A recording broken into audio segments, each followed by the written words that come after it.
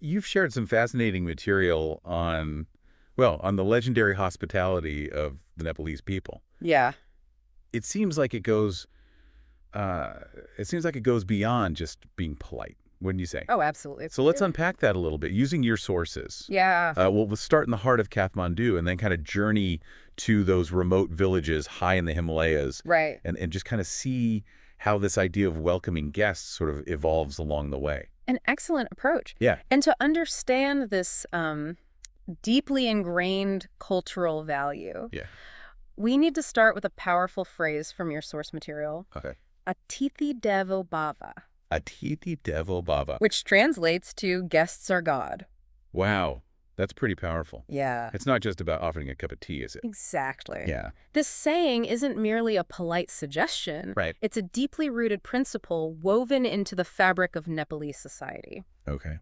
You see, Nepal, with its rich history as a crossroads of ancient trade routes, has been welcoming travelers and merchants from all corners of the globe for centuries. Ah, so that constant interaction with all those different cultures must have really shaped their values. Precisely. Yeah. Imagine welcoming strangers into your home for generations. Right. It becomes more than just a transaction. Yeah. It becomes a sacred duty, an act of karma, even. Yeah. That makes a lot of sense. Mm-hmm.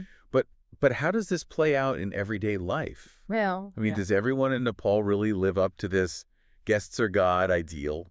Well, your source material focuses on the experience of travelers. Okay. And there's a striking anecdote about a visitor trekking in the Annapurna region Right. who found himself with nowhere to stay. Yeah. A local family, despite having limited resources, Wow. invited him into their home without a second thought. Wow. They shared their food, shelter, and warmth, embodying the very essence of Atithi Devo Bhava. That's incredible. Yeah. So even in remote areas where, where life can be pretty challenging, this hospitality still shines through. Yes. And it becomes even more profound as we venture further into the remote villages where tourism is relatively new. Right. Your source describes an experience in the Mustang region, Okay. a hidden gem in the Himalayas. Wow. He was lost and without accommodation when a local elder, despite a language barrier, Wow. welcomed him into his home. It sounds like stepping back in time, Yeah. experiencing a way of life untouched by the modern world. Mm-hmm. Did your source mention if there were any tensions?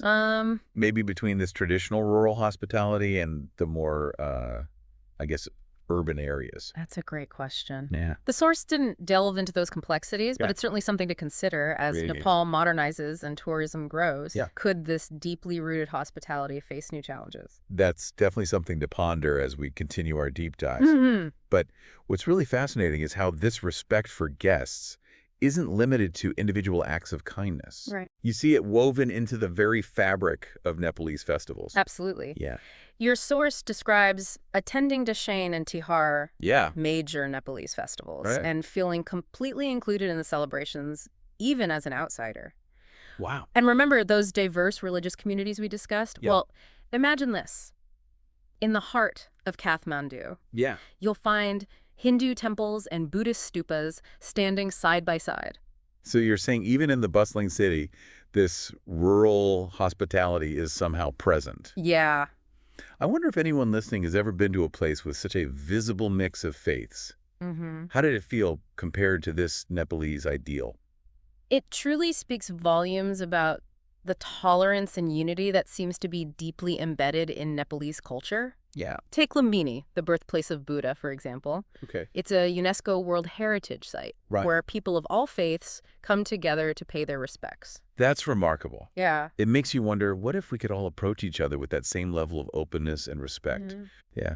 It's truly inspiring to see how deeply ingrained this idea of hospitality is in Nepalese culture. Yeah.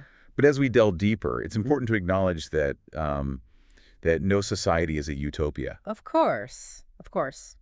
Did your source touch on any potential challenges to this harmonious picture we've been painting? You raise a valid point. Yeah. While the source material focuses heavily on the positive aspects, Okay. it does hint at some underlying social and economic complexities. Right. Nepal, like any nation, faces its share of challenges. So even with this strong cultural emphasis on welcoming guests, Mm-hmm.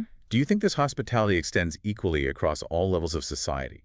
That's a quote. I'm curious about the dynamics between different social classes or ethnic groups? That's a crucial question. Yeah. And unfortunately, the source doesn't provide a complete picture. Okay. Remember, we're primarily seeing Nepal through the lens of travelers' experiences, Right. which might not reflect the nuances of daily life for locals from diverse backgrounds. Right. It's a specific perspective. Yeah. We need to be mindful of that. Yeah. It would be fascinating to explore further, Right. perhaps with sociological studies or interviews with locals to gain a deeper understanding. Absolutely. Yeah. But even with the limited information we have, it's worth considering whether this remarkable hospitality might also be a coping mechanism in a society facing economic hardship and social stratification. That's a thought-provoking idea. Yeah. Could it be that in a challenging environment, kindness becomes a way to bridge divides Right. and foster a sense of community? It's certainly possible. Yeah. Think about the psychological effects of kindness. Right. Studies have shown that acts of kindness can release endorphins, Oh, interesting. reduce stress, and promote well-being. Yeah. In a context where resources might be scarce or life unpredictable, extending kindness to others, even strangers, could be a powerful tool for resilience and social cohesion. That resonates with the image we've been building of life in those remote villages. Imagine living high in the Himalayas, Right. where the mountains themselves shape your existence. Perhaps in such an environment, offering hospitality is not just a cultural norm, but a crucial survival strategy. Yeah. A way to strengthen community bonds and create a safety net of support. It's a compelling perspective, and it raises an interesting question for our own lives. What can we learn from the Nepalese people about cultivating kindness and hospitality in our own communities, especially when facing our own unique set of challenges? It's a powerful reminder that kindness is more than just a feel-good sentiment. It's a fundamental aspect of our shared humanity, with the potential to transform individuals and entire societies. Yeah, absolutely. But before we get too lost in our own philosophical musings, there's still so much more to uncover about Nepal and its people. We've explored this remarkable Nepalese hospitality, seeing how it plays out in both bustling cities and remote villages. We've even touched upon some of the complexities and potential challenges this society faces. But I'm curious, what are the deeper beliefs and traditions that underpin this way of life? What makes the Nepalese worldview so unique? What's fascinating here is the profound role of spirituality in everyday life. Nepal is a deeply spiritual country. And this spirituality isn't confined to temples and monasteries. It permeates every aspect of their culture, from the way they greet each other to the way they interact with nature. So it's less about adhering to a rigid set of doctrines and more about a way of being, a way of seeing the world and one's place in it. Precisely. Yeah. Your source material, while not providing an exhaustive analysis, points towards a worldview that emphasizes interconnectedness, respect for all living things, and a deep reverence for the natural world. That makes perfect sense, considering Nepal is home to some of the most awe-inspiring landscapes on Earth. Absolutely. The Himalayas are more than just a backdrop, wouldn't you say? Oh, for sure. They seem to be a source of inspiration, a spiritual force that shapes the very identity of the Nepalese people. Absolutely. And this reverence for nature isn't just a passive appreciation. It's reflected in their daily practices, from their agricultural traditions to their understanding of the delicate balance between humans and the environment.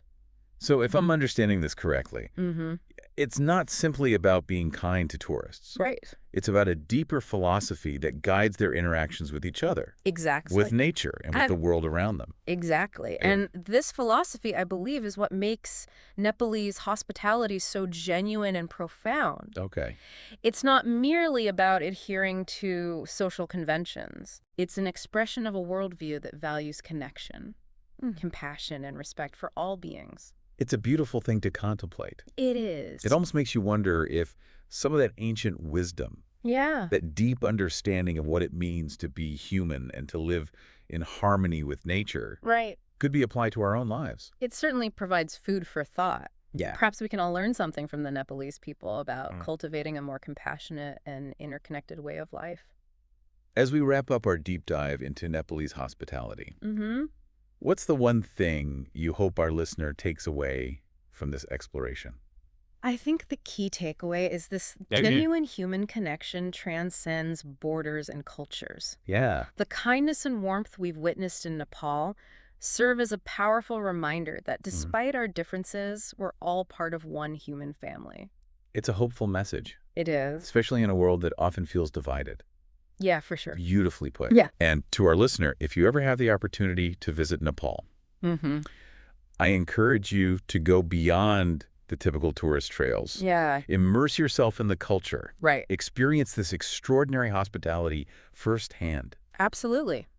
It might just change your perspective on the world. Well, who knows? You might even bring back a bit of that Nepalese spirit. Right. Inspiring those around you to embrace kindness and connection in their own lives. Well said. Thank you.